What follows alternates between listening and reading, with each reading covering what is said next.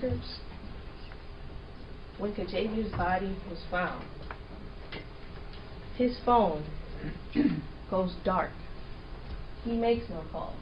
He receives no calls. That red line is when her body was found. And after that, not a single call is answered. Not a single call is made by him. That's telling, ladies and gentlemen. And of course, we can't forget the fact that his DNA is under her fingernails. That's also important. So let's put these pieces together. She goes missing and is reported on December 12th. $500 is withdrawn from her account. He lies about seeing her on the 11th. And we know that's a lie because Brandon Watts saw them together at the car wash. The same Brandon Watts he apparently did not smoke weed with on December 14th, but he did. He volunteers to pass out flyers, but he doesn't. He knows she's not missing. Ms. Morrell sees him moving this dumpster first in front of the vacant house and then to the back of the vacant house. Her car is found in the Keeler and Chatham area, the Brightmoor area. When her body was ultimately discovered in a dumpster behind that vacant house. These aren't coincidences, ladies and gentlemen. That fiber film and dog hair in that dumpster matches the fiber film and dog hair in the house where he's living. Not coincidences, ladies and gentlemen. And then his DNA is under her fingernails. At this point, ladies and gentlemen, is there really a question? And I submit to you, there is no question. The witnesses, the evidence, Kajavia herself have told you who did this. Maxwell Brack. So let's talk about the law. First instruction you're going to get is for first-degree premeditated murder. The first thing I have to prove to you beyond a reasonable doubt is that the defendant caused the death of Kajavia Globe. I have to prove that he intended to kill her and that that intent to kill was premeditated. Now, premeditated does not mean he planned it out days before. It means that at the time, he made the decision to kill. And asphyxiation is not quick. It takes a while. And when you're looking at someone who's struggling for air, there's a point when you can stop. And the killing was deliberate, which means it was not an accident. This was no accident, ladies and gentlemen. You're going to get an instruction called state of mind, which is meant to help you decide whether or not this killing was premeditated and deliberate. And sometimes we ask you to look at the weapon that was used. There was no weapon in this case, but I want you to think about what I just told you about asphyxiation. It takes time, and you're watching someone die. You have the power of life and death in your hands. That's premeditation and deliberation right there, ladies and gentlemen. Now, you're also going to get an instruction on second-degree murder, which starts out the same way, that he caused the death of Kajavia Globe, that he had at least one of three states of mind. He either intended to kill her, intended to do great bodily harm, or he created a high risk of death or great bodily harm, knowing that those were the likely results. Now, it's going to ultimately be up to you, ladies and gentlemen, but I want you to keep in mind everything you've heard from the people's witnesses and the defense witnesses, and just remember that on December 11th, Kajavia Globe went missing. December 14th, 2015, she was supposed to start a new job. But in fact, on that day, her body was found. It was found right across the street from the man who could not and would not let her go. I thank you for your time, your attention, and your patience, and I ask you to return a verdict of guilty of first-degree premeditated murder. Thank you.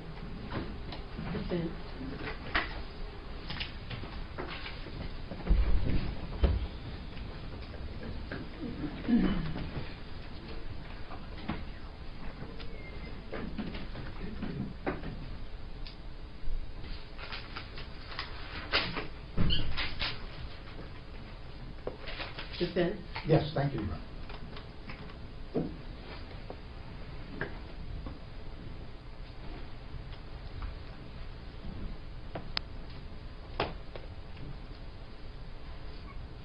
Good morning, folks.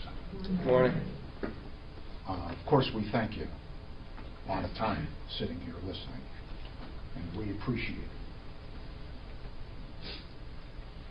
it. I want to look at you directly and say, whatever state of mind you folks are in right now, Max Brack, who testified yesterday, was telling you the truth. Was telling you the truth. Stop and think about it. We'll talk way more about it. But stop and think about it. What if he really was telling you the truth? That 7, 8, 9 page, 8-page timeline that he created for me in his hand, correlating his whereabouts with telephone towers, because we had and he was able to analyze all the telephone towers, all the calls, and with all of the time on his hands, he reconstructed the events of those days. And did he not have good, hard reason to remember the events of those days? That case turned against him from day one. Another subject. But assume for the moment that what he's doing is telling you the truth, and that all of that back and forth is not, between the cell towers and what he was doing over December 11, 12, 13, and 14 is not just BS created by some crafty guy who killed a girl and coming up with this so he can blow. He's not blowing it over past you. He's not doing that at all. In fact, you saw a guy on the witness stand scared to death. He was trying to tell you the truth the best that he could. He's not a practiced man. He told you honestly what kind of a life he led, how he grew up. A bright kid to a bright school with bright young women, trying but not doing, getting himself into trouble, not finding a career or anything like that, growing up on the west side, you know the part of town probably. Street hustler, admits selling Percocets, gets into trouble. He's a street hustler. That's what he was. But sort of a charming one in his own way. He surely had ladies, didn't he? He surely did have ladies. They came into court to testify for him. They were not practiced witnesses either. Soon they didn't come in to lie for him. They didn't come in to say that they occupied this time and that. And they occupied, this is the time they occupied with him. This is the way he looked. And he never looked like he was guilty of doing anything to anybody. And he cried at some point. Oh, but of course, he's BSing when he cried back then. That's just a crock. He's turning it on because he doesn't want to get caught.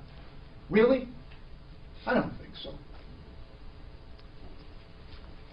You know, the prosecution really doesn't have so much that it's, you think they do, but they don't.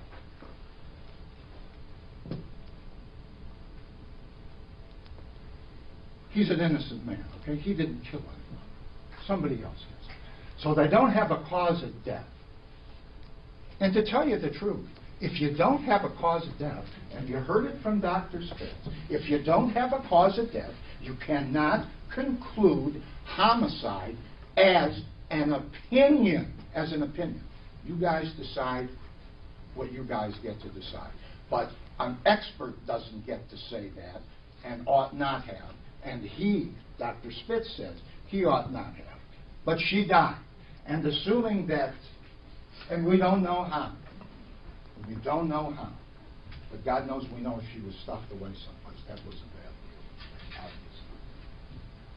But we don't know. Listen to what we don't know. We don't know how she died. We don't know where she died. We don't know when she died. We don't know a lot of things.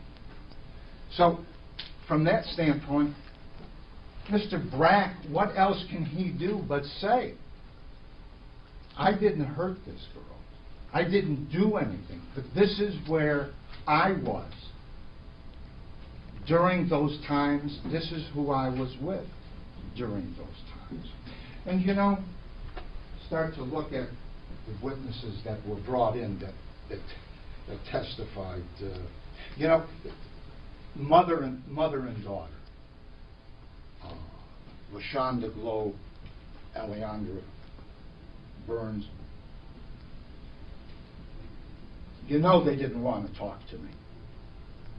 And you know they don't like Max Brack.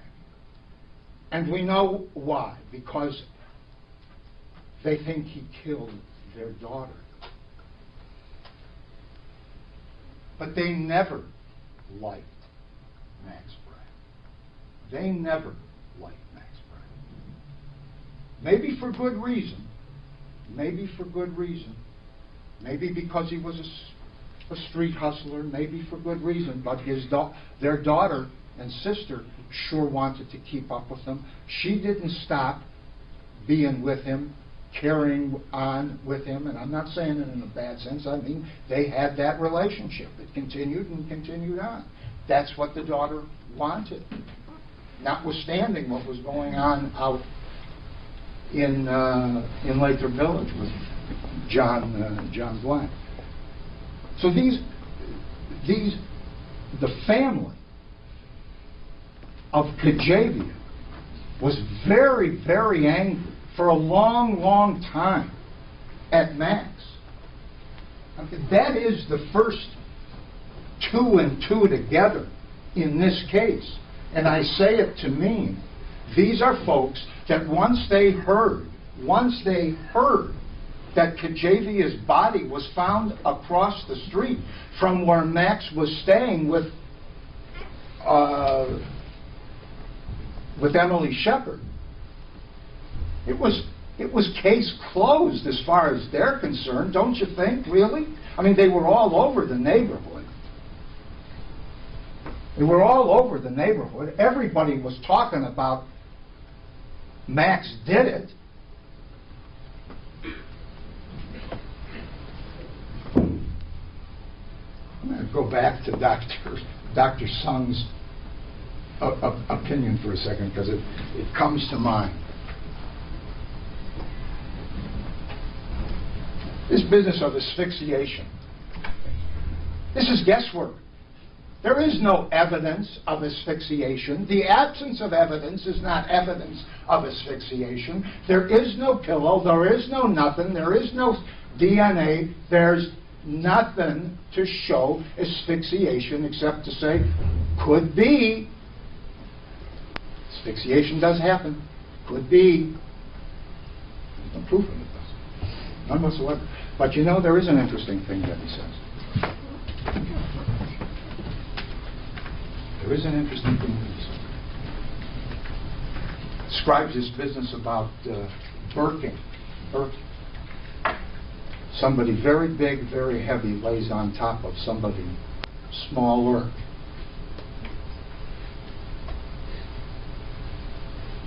Making the ability to breathe very difficult. And if you hold your hands over their mouth or you do something like that, maybe you can, I guess, that would be a brand, a kind of asphyxiation. Well, it's not our job to prove it, and I'm not saying it.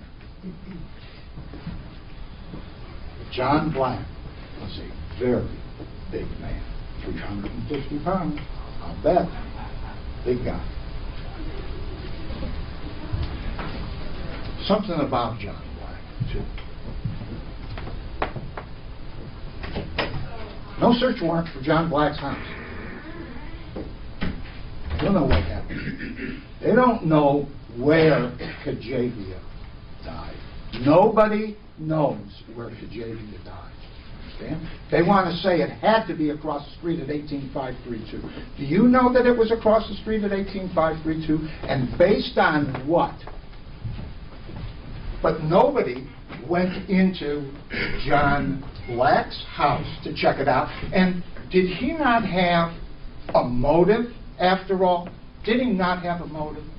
Was he not aware of Kajavia's, let's call it her comings and goings?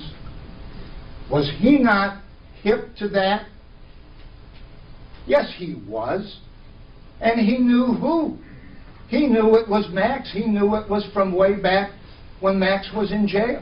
And they got emails. And then they had to stop with the emails. Who could keep track of all of that on and off again business? But he knew, and he shared a phone account with her, and he knew he was a sophisticated customer, I think they say, of cell phone and email kind of stuff. He had access, and he had motive if he saw that video.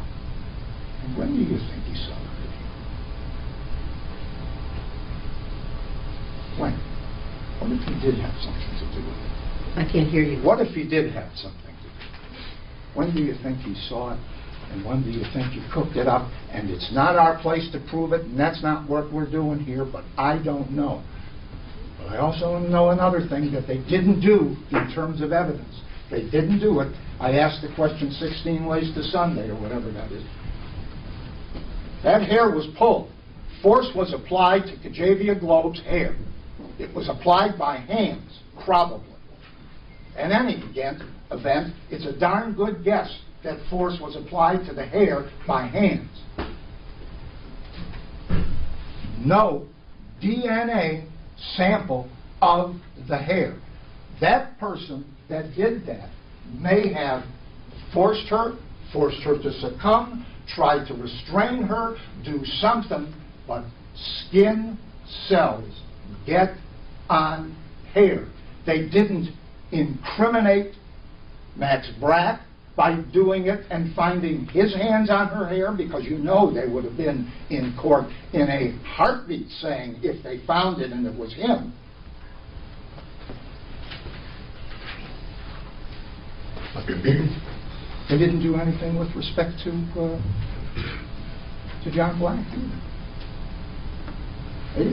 I mean, they just didn't take that piece of evidence to do anything with it. To me, that's the kind of thing that I call reasonable doubt creating kind of stuff. You know, on that score, my best recollection of the evidence is the blood on that yellow jack that was in the Mercedes. I don't think that was ever actually tested as belonging to John Black. I think they just took his word for it. But okay, I'm reaching. If a body was thrown into the trunk of that car and hit that jack, it might have gotten cut, wouldn't it? Couldn't. Dead body, couldn't. Just talking. The blood should have been checked. That blood should have checked. Not just taking a word somebody says, I saw him changing the tire. Oh, really? This is a murder case. They took a long time to solve that murder case. A long time in the scheme of things. A lot of things were going on. There was a lot of heat out there because that family thought they knew who did it.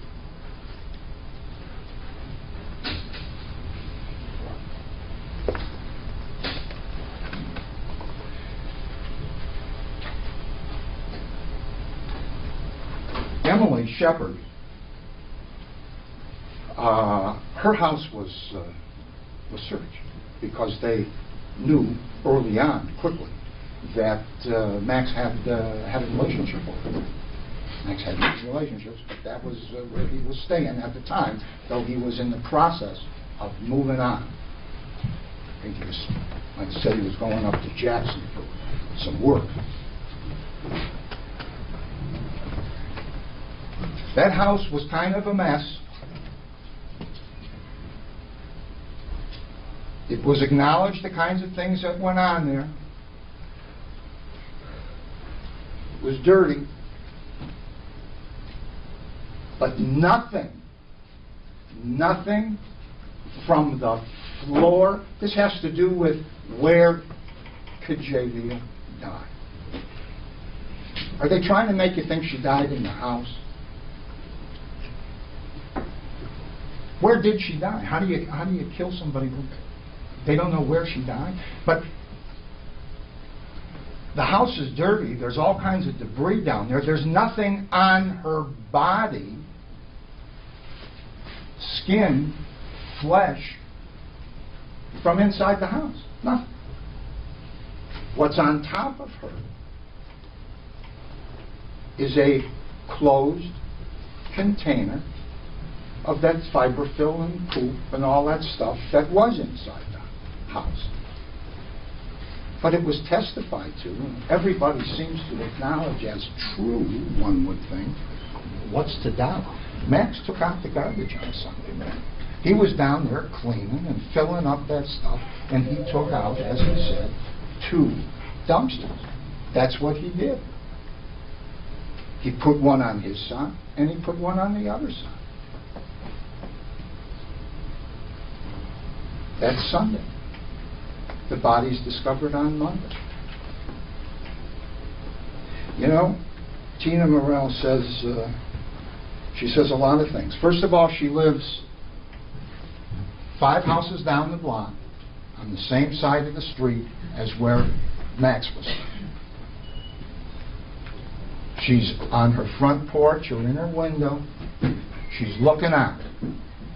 She doesn't know Max from the Man in the Moon. She doesn't know him at that point. She doesn't know her neighbors. It seems like keep a distance. 5 houses a long way. She sees somebody doing something with the trash can. There's nothing to say that means anything to her other than seeing somebody on a Sunday doing it. Okay, maybe it's a little early, maybe it's this or that. She didn't know who that person was at that time. And he did that, and she's changed her testimony on the score. She said she saw it at 1 o'clock in the afternoon at one time when she made her statement. And then in court it's a different time. And Max asserts that it was around 9:30, 9:45, and he was on the phone at that time. His records show that. He was indeed on the phone at that time. She says she saw, the whole story seems very strange to me. She says she sees the Corville dumpster moved to the back and then come back again in 2 minutes. About 2 minutes.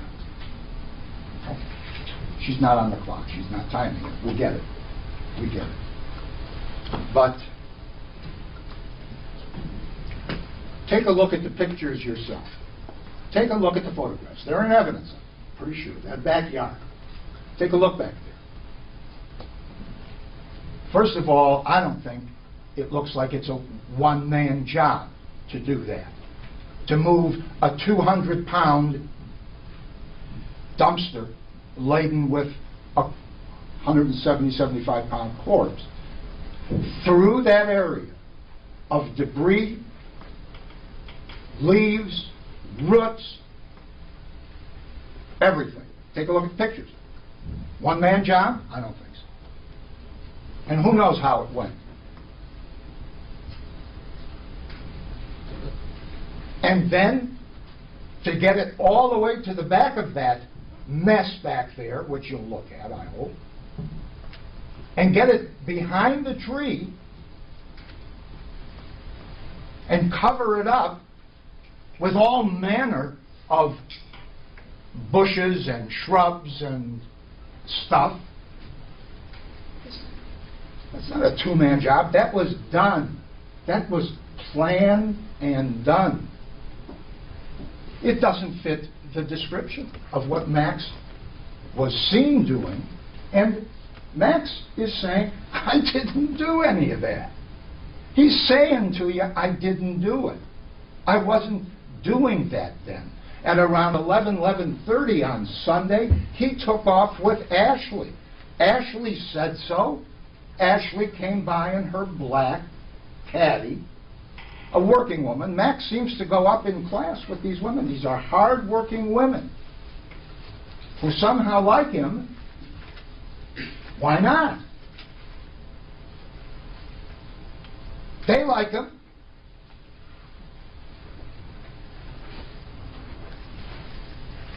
So that's where he is. He's with Ashley.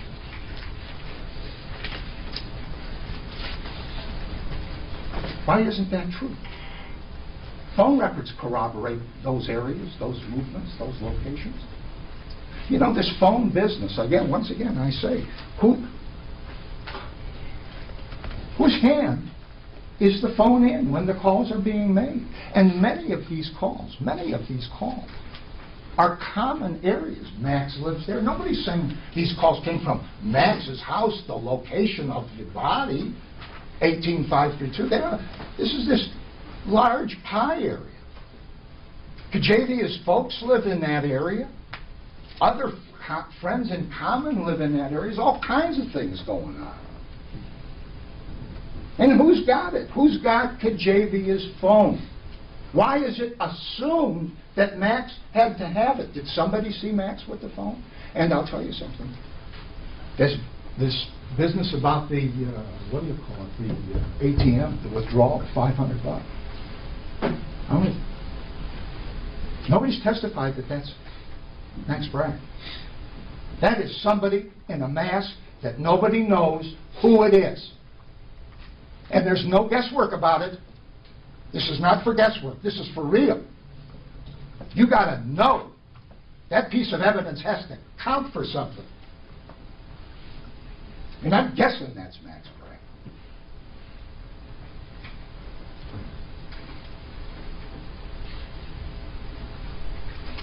They've got his fingerprints, Max's fingerprints from the passenger side. Testified, been in the car. God, you know, my fingerprints are all over this courtroom, aren't they?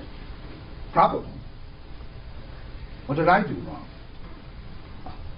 Okay, so his prints are in her car. They had sex, he said, twice in a week, Monday and Wednesday. Sex leaves DNA, period. We didn't go through the gory details, but sex leaves DNA, DNA remains. Everybody said that.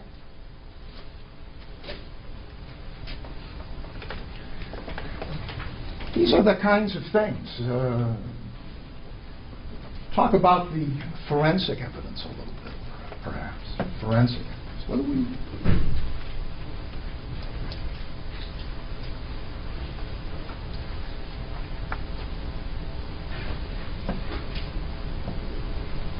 Nothing from Kajavia Globe's body. No DNA, no nothing from Kajavia Globe's body. No DNA, no blood, no nothing. Inside 18532. Nowhere. You think they weren't looking? Nothing on that hand truck that they want you to all think, oh, that had to be the way he moved the body, didn't it? That had to be the way he did it. No DNA on there. You think if there was, we wouldn't be talking about it? We had a reasonable explanation. At least I thought it was a reasonable explanation from the homeowner herself. I work in a place where I collect these gloves, and that's why I've got gloves. It's plastic, nursing gloves. And I cover my windows, and that's why I have that plastic stuff, and that's why I have rolls of it, and that's what I've got. But she's not saying, and is there any indication that she aided in killing Kajavia Globe at her house because she got that video? No. I don't get how she reacted to it quite, but she sort of blew it off.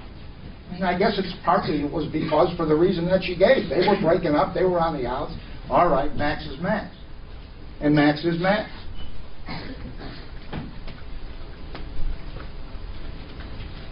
That's why that stuff was there. But nothing on Kajavia Globe's body from inside the house. So what is that? It's, I think they call it in a mystery, a red herring. It's a red herring. What is he, so clever that he just cleaned that sucker out? No evidence whatsoever over it. And with all that, they don't go over to Lathrop Village and check it out, get a search warrant, go see what's going on over there. What happened over there? If anything. Well, I'd be curious. So that's the kind of thing that we're talking about. I mean, they are affirmative weaknesses in the prosecution's case. Real weaknesses. Things not undertaken to do, and they're very easy sort of assumptions. And when you listen to the events as narrated by Max, they really are. They're believable. I mean, they match up to the one thing that they love, the cell phone.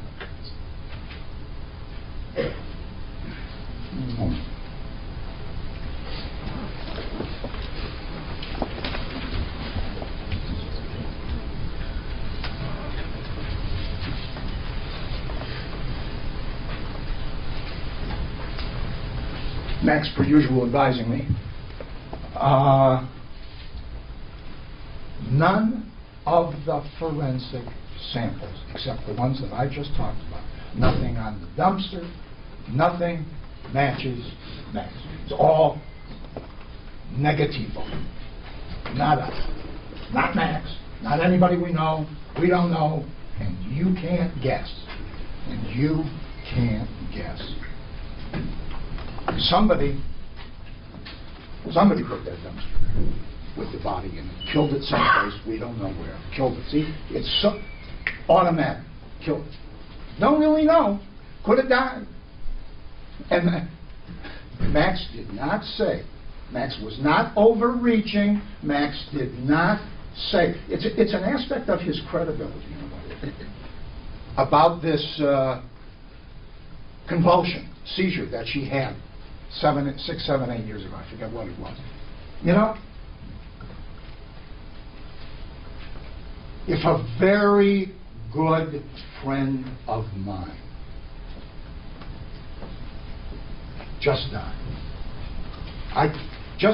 and I can't even go to the funeral because they think I did it. But nobody knows why she died. Do you think I might not reach back into my memories? You know, she had a convulsion when I was with her. For whatever it means. For whatever it means. I'm not suggesting that was it, but nobody knows. And there's a lot we do know, and there's a lot we know about him. There's a lot we know about him, and I think you'll learn some of these things. He may not be your kind of guy, may not be. Hennessy, a blunt, whole business. I think the evidence shows that he still cared for her deeply. Cared for her deeply. And did not kill her. Had no motive. Had no... What do you mean she was getting on? These women all knew where he was. What do you mean she was getting on in life, surpassing him? Seems like all of his women were surpassing him in the real sense of the word. They all had jobs, working people. Well, okay. I think the prosecution has not proved murder. And I think we've gone some real steps to say things were not done that should have been done. And there's a reasonable doubt here, too. And maybe we even have some ideas of how it did come to pass, or at least who should have been further investigated about all of this. You think if they knew, I'm ending now, you think if they knew that Max Black wore a black, what they call that thing that they saw, somebody saw a guy up on the porch across the street, a black, what do you call it?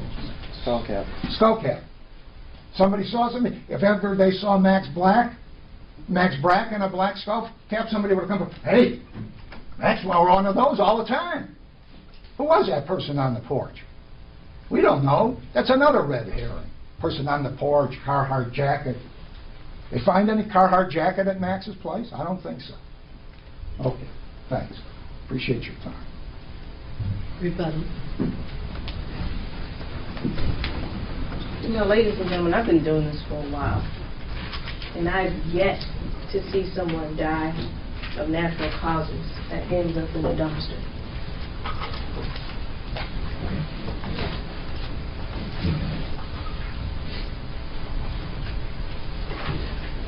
I just want to go over a few things with you.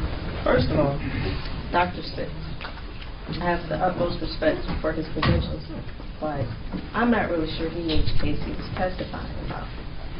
Got her height wrong, got her weight wrong, got her injuries wrong. And although he agreed with everything that Dr. Sung said about homicide by unspecified means, he still said it's the wrong thing to call. Based on what? He didn't give you an alternative. You know, sometimes what is before you, what I believe Mr. Weissman called earlier, putting two and two together, is so simple because it's the right reason. Not just because it's obvious or because we can make assumptions. Sometimes that just is what it is. Now, Mr. Weissman puts to you that Mr. Brack was set up. There is no evidence here that he was set up. But let's talk about that. Somebody wants to set him up. First of all, they have to know how important Kajavia is to him, and then they have to kill him. And then they have to bring her body over to Fielding, get one of Emily Shepard's dumpsters, put her body in that dumpster, all while not being seen, then break into 18532 Fielding, get some fiberfill along with dog hair in the basement, put it in one of Emily Shepard's trash bags, tied up, put it in that dumpster, and then put it across the street at the vacant house, and then hope someone finds it. Oh, I'm sorry, I forgot. And then they have to put his DNA under her fingernails. That's one heck of a setup, ladies and gentlemen. Or maybe he did it. Now, a defendant has an absolute right not to testify. But when they choose to, they don't get bonus points. You scrutinize what they tell you just like you would any other witness. Now, Mr. Weissman comes up here and says he tells you the truth. When did he tell you the truth? When he said he never put his hands on her? When he said that he never told the officers that were her lips tattooed on his neck? When he said he didn't smoke weed with Brandon Watts on Monday, December 14th? Or when he said the last time he talked to her was before 1:30 on December 11th? All of those things were proven to be lies by his own word. And that's not, I'm not even talking about the things that were contradicted by other witnesses. We're just talking about his own words.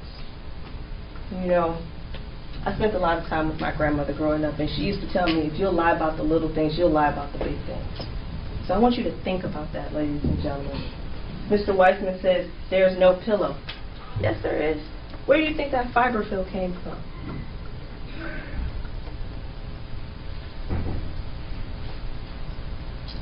And if we talk about the testimony of Ashley Garrett, she said on December 11th she didn't get off until 9 p.m.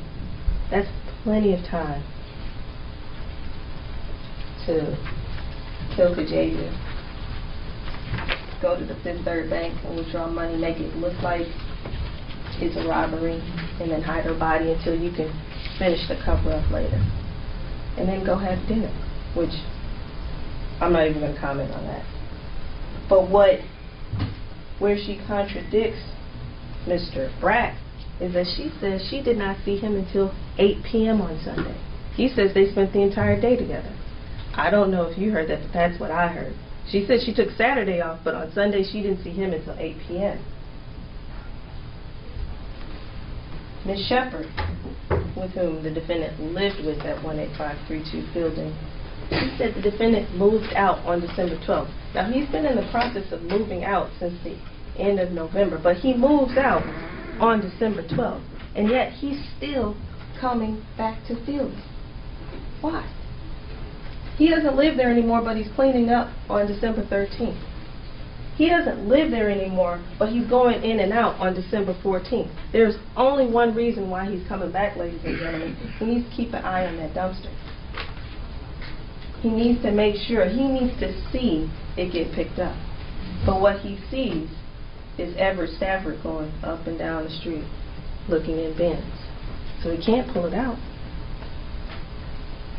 What he sees is that it's only a matter of time before that body is found. He tells Emily that he's so concerned about her missing. This is so not like her, that he's going to go with the family to make the missing persons report. He didn't do that. He says he's going to pass out flyers. He handed out not one flyer. Why? Because he knows she's not missing. He knows exactly where she is. And ladies and gentlemen, he put her in a garbage bin with trash. He put her out to be picked up so that no one would ever know where she was or what happened to her. But the fates had other plans. And lucky they did, because we would have never found her if that Vance Waste had picked her up. We would have never known what happened to her. You would have never known. Her family would have never known. And when we found her, when Emily called him and said they found a body, what did he say, ladies and gentlemen? I'll bet they did. I'll bet they did. Thank you. All right, members of the jury, the evidence and arguments in this case are finished, and I will now instruct you on the law. That is, I will explain the law that applies to this case. Remember that you have taken an oath to return a true and just verdict based only on the evidence and my instructions on the law. You must not let sympathy or prejudice influence your decision. As jurors, you must decide what the facts of this case are. This is your job and nobody else's. You must think about all the evidence and then decide what each piece of evidence means and how important you think it is. This includes whether you believe what each of the witnesses said. What you decide about any fact in this case is final. It is my duty to instruct you on the law, and you must take the law as I give it to you. If the lawyers have said something different about the law, follow what the judge says. At various times I have already given you some instructions about the law you are to follow in this case. You are to take all of the instructions that the court has given you as the law you are to follow. You should not pay attention to some instructions and ignore others. To sum up, it is your job to decide what the facts of this case are, to apply the law as I give it to you, and in that way decide this case. It is important to keep an open mind and not make a decision about anything in the case until you go to the jury room and deliberate the case. A person accused of a crime is presumed to be innocent. This means that you start with the presumption that the defendant is innocent. This presumption continued throughout the trial and entitles the defendant to a verdict of not guilty unless you are satisfied beyond a reasonable doubt that he is guilty. Every crime is made up of parts called elements. I've had those elements written out for you. The prosecution must prove each element of any individual crime beyond a reasonable doubt. If you strike that, the defendant is not required to prove his innocence or to do anything.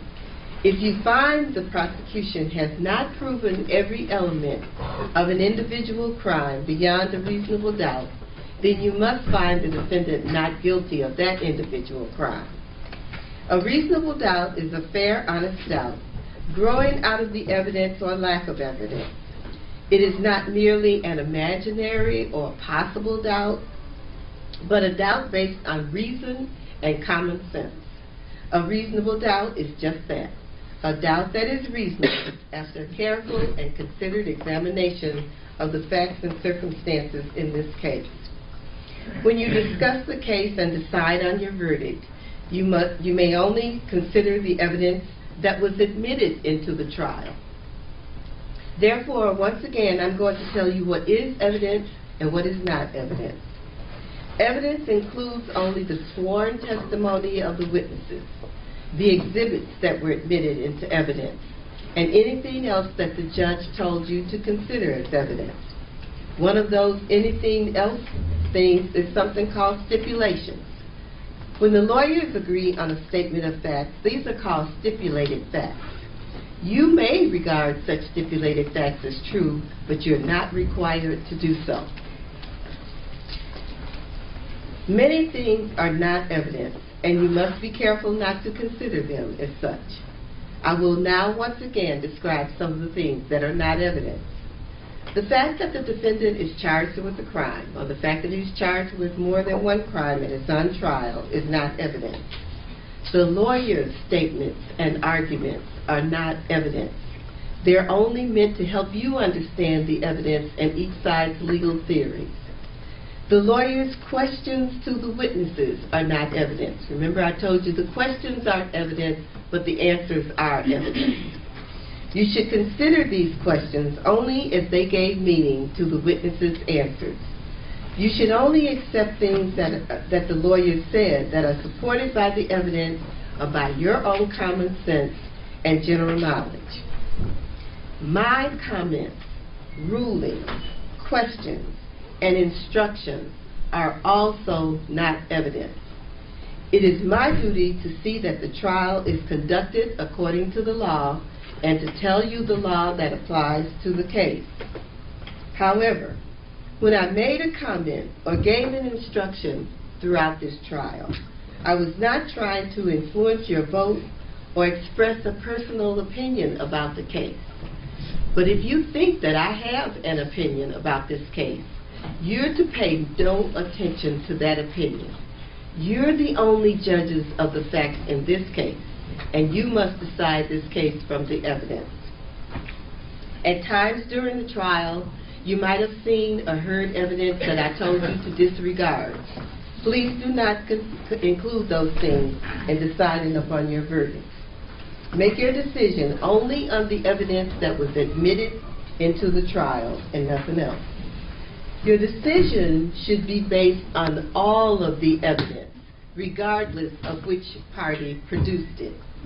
You should use your own common sense and general knowledge in weighing and judging the evidence. But you should not use any personal knowledge that you have about another person, place, or event. Once more, you must decide this case based only on the evidence admitted during this trial. Facts can be proved by direct evidence from a witness or an exhibit. Direct evidence is evidence, Direct evidence is evidence about what a person actually sees or hears. And I gave you the example earlier of you being in the jury room where there's a large window, and if it's raining outside, you look through that window, you can see the rain. That's direct evidence that it's raining. Facts can also be proved by indirect or circumstantial evidence. Circumstantial evidence is evidence that normally or reasonably leads to other facts. And I gave you the example that we are in the courtroom where there are no windows in here. We hear something that sounds like thunder. We see people coming into the courtroom wearing raincoats, covered with small drops of water that look like rain.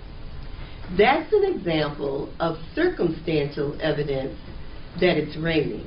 We don't see the rain, but we see facts that could reasonably lead to the fact that it's raining. You may consider circumstantial evidence. Circumstantial evidence by itself or in combination with direct evidence can be used to prove the elements of a crime. In other words, you should consider all of the evidence that you believe. As I said before, it is your job to decide what the facts of this case are.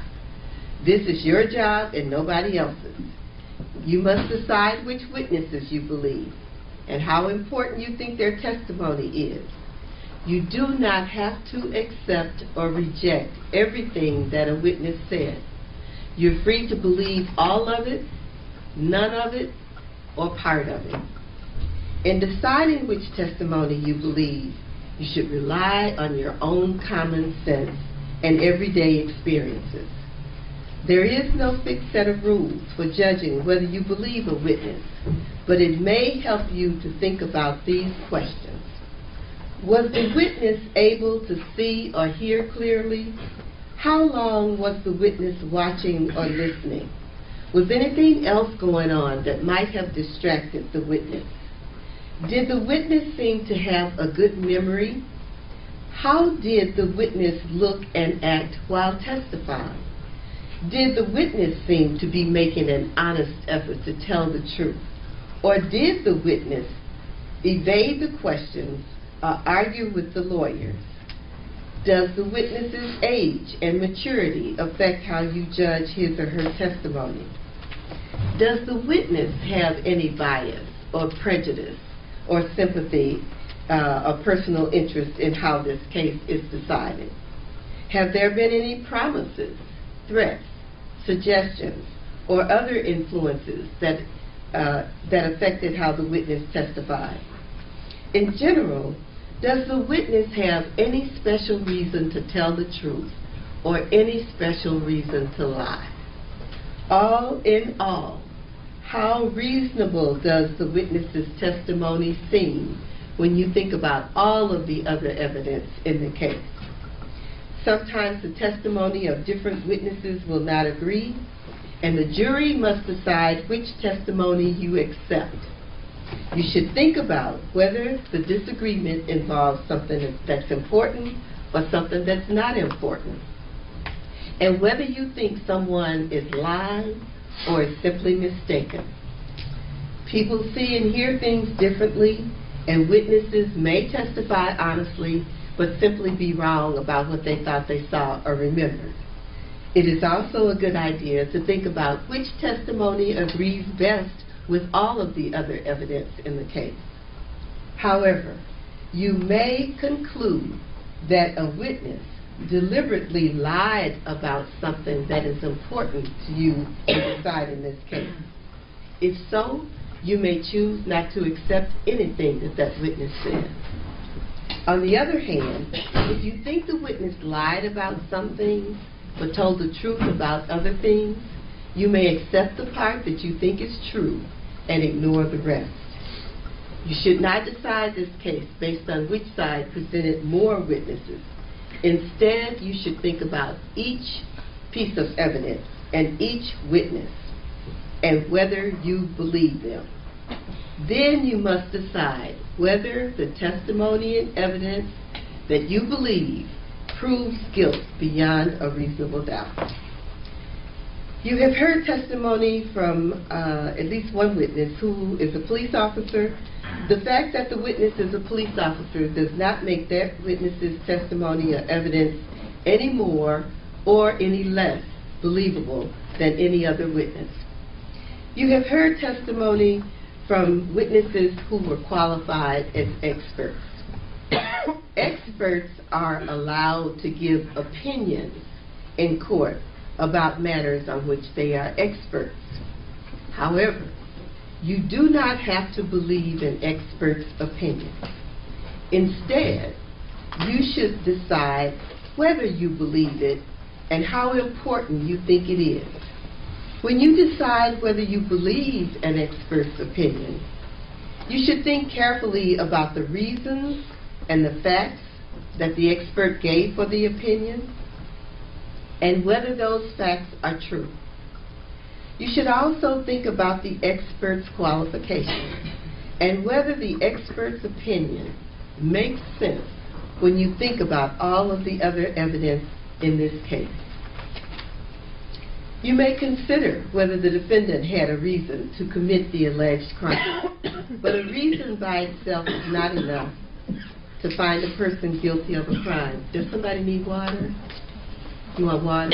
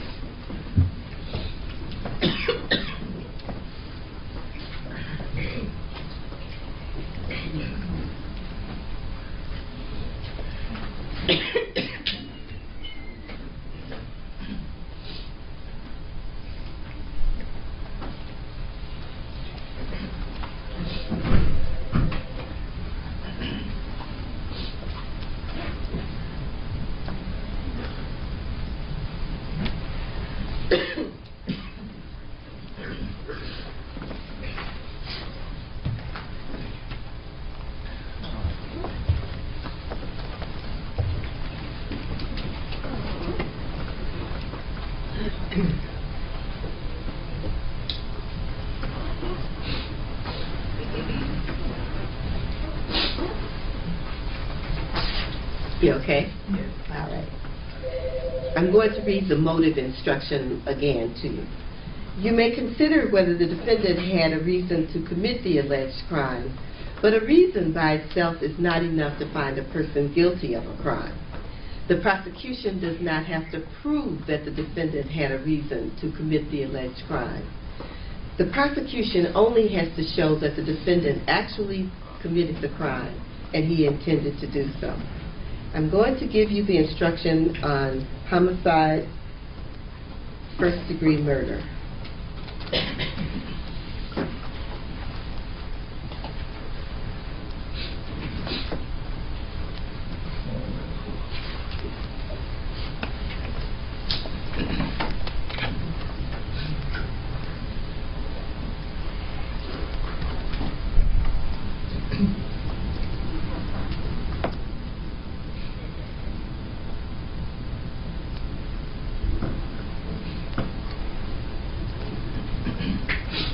Let me have the attorney's approach.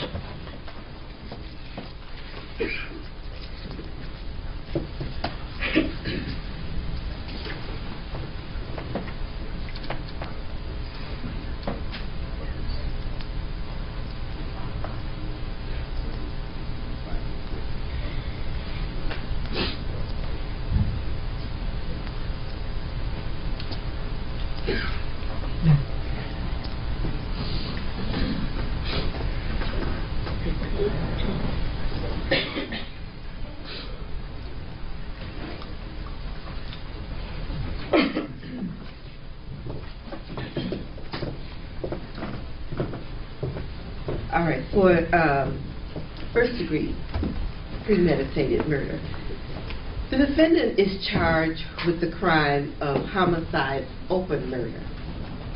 You may consider the charge of homicide first-degree premeditated murder.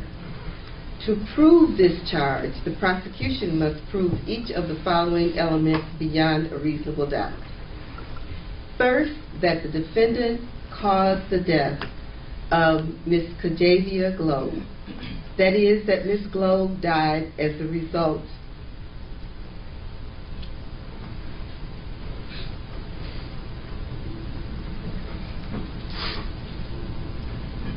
we have the attorney to prosecute.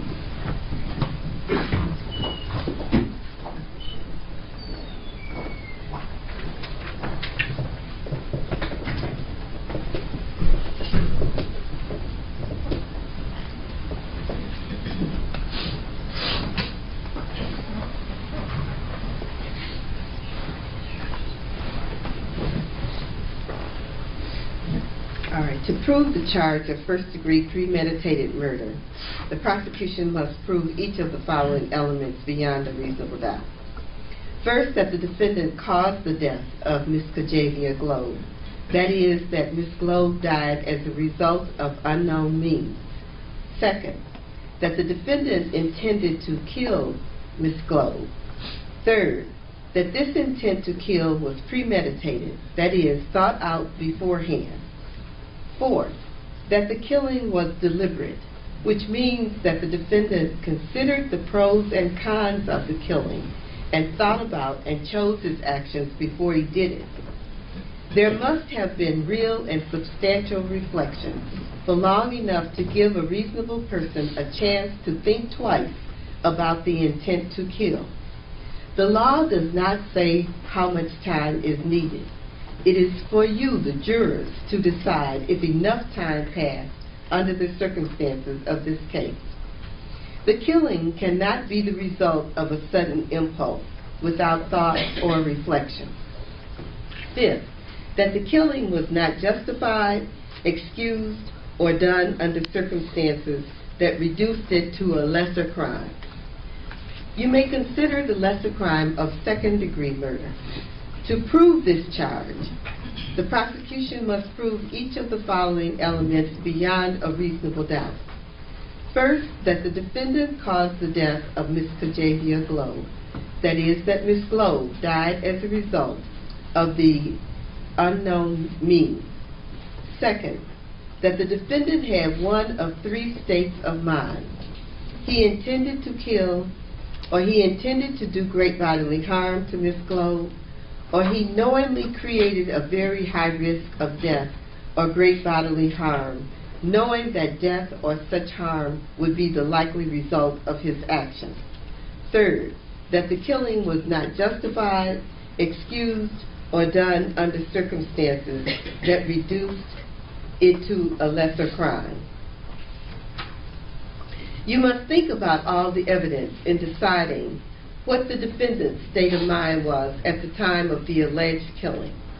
The defendant's state of mind may be inferred from the kind of weapon used, the type of wounds inflicted, the acts and words of the defendant, and any other circumstances surrounding the alleged killing. Premeditation and deliberation may be inferred from any actions of the defendant which show planning or from any other circumstances surrounding the killing. The prosecution need not prove a motive for the killing, but you may consider evidence of motive in deciding if there was premeditation and deliberation. Motive by itself does not prove premeditation and deliberation. If you find the defendant guilty of murder, you must state in your verdict whether it is murder in the first degree or murder in the second degree. One of the issues in this case is the identification of the defendant as the person who committed the alleged crime. The prosecution must prove beyond a reasonable doubt that the crime was committed and that the defendant was the person who committed it. In deciding how dependable an identification is, think about such things as how good a chance the witness had to see the offender at the time, how long the witness was watching, whether the witness had seen or known the offender before, how far away the witness was, whether the area was well lighted, and the witness's state of mind at that time. Also, think about the circumstances at the time of the identification, such as how much time had passed since the crime, how sure the witness was about the identification, and the witness's state of mind during the identification. You may also consider any times that the witness failed to identify the defendant or made an identification or gave a description that did not agree with the identification of the defendant during this trial. You should examine the witness's identification testimony carefully. You may consider whether other evidence supports the identification, because then it may make the identification more reliable. However, You may use the identification testimony alone to convict the defendant as long as you believe the testimony and you find that it proves beyond a reasonable doubt that the defendant was the person who committed the crime. The evidence must convince you beyond a reasonable doubt that the crime occurred on December 14, 2015 at the location of 18541 Fielding within the city of Detroit and the county of Wayne. Possible penalty should not influence your decision. It is the duty of the judge to fix the penalty within the limits provided by law if you find the defendant guilty. You may return a verdict of guilty of the alleged crime, guilty of a lesser serious crime, or not guilty. If you want to communicate with the judge while you're in the jury room, please have your foreperson write a note, sign the note, and knock on the door, and wait until one of the deputies opens the door. It is not proper for you to talk directly with the judge, the lawyers, or others involved in the case. As you discuss this case, you must not let anyone, including the judge, know how your voting stands until all of you, all 12 of you, there will be 12 of you at that point, are voting the same way on the same crime. Therefore, until you return a unanimous verdict where all 12 of you are voting the same way on the same crime, do not reveal this to anyone outside of the jury room. If you want to look at any or all of the exhibits that have been admitted, have your foreperson write a note, sign the note, knock on the door, and wait until the deputy opens the door. When you go to the jury room, you should first choose a foreperson. The foreperson should see to it that your discussions are carried on in a business-like manner. A verdict in a criminal case must be unanimous, which means all 12 of you have to agree on that verdict. In order to return a verdict, it is necessary that each of you agrees on the verdict. In the jury room, you will discuss the case among yourselves, but ultimately each of you will have to make up your own mind. And a verdict must represent the individual considered judgment of each juror. It is your duty as jurors to talk to each other and make every reasonable effort to reach agreement. Express your opinions and the reasons for them, but keep an open mind as you listen to each other. Rethink your opinions and do not hesitate to change your mind if you think you should do so. Try your best to work out your differences. However, although you should try to reach agreement, none of you should give up your honest opinion about the case just because other jurors disagree with you or just for the sake of reaching a verdict. In the end, your vote must be your own, and you must vote honestly and in good conscience. Are the jury instructions satisfactory to the prosecution and the defense? Yes, Your Honor. Yes, Your Honor.